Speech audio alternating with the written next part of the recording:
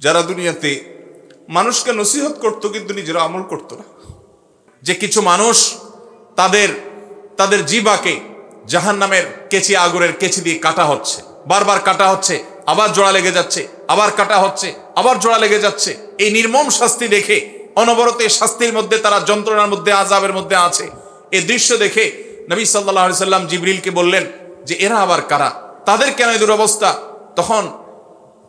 তখন জিবরিল বললেন, হে আল্লাহর রাসূল, এরা হলো সেই হতভাগা যারা দুনিয়াতে মানুষকে নসিহত করত কিন্তু নিজেরা আমল করত না। যারা মানুষকে অনেক ভালো ভালো কথা বলতো কিন্তু সে ভালো কথার উপর আমল করত না।